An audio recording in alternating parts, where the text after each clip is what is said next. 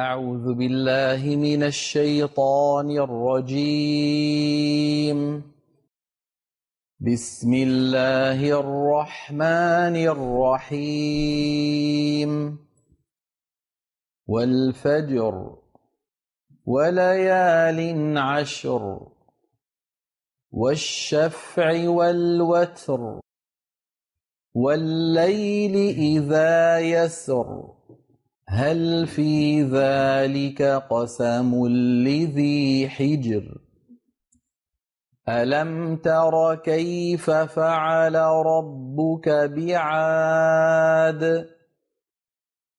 إرم ذات العماد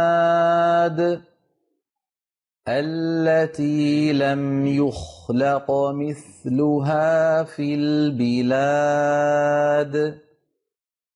وثمود الذين جابوا الصخر بالواد وفرعون ذي الأوتاد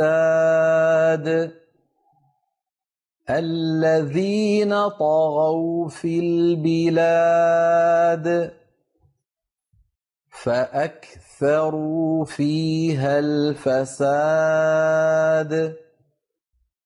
فصب عليهم ربك سوط عذاب إن ربك لبالمرصاد فأما الإنسان إذا ما ابتلاه ربه فأكرمه ونعمه فيقول ربي أكرمن وأما إذا ما ابتلاه فقدر عليه رزقه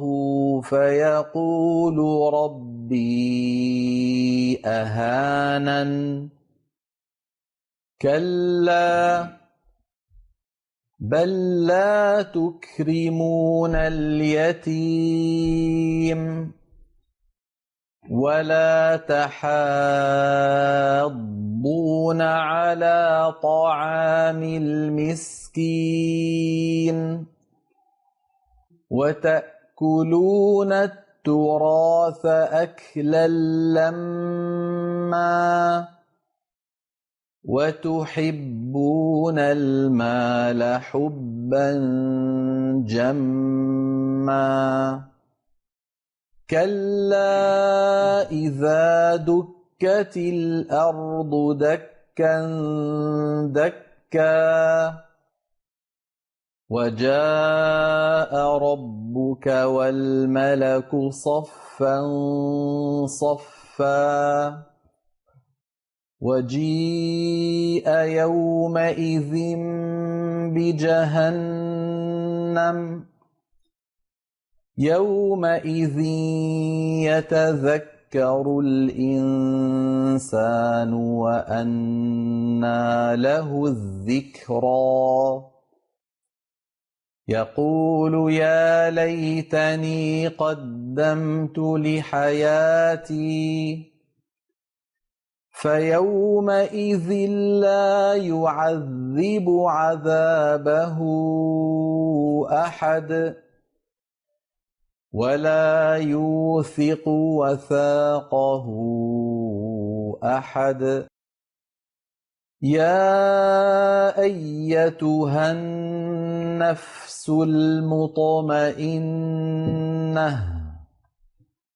ارجعي إلى ربك راضية مرضية فادخلي في عبادي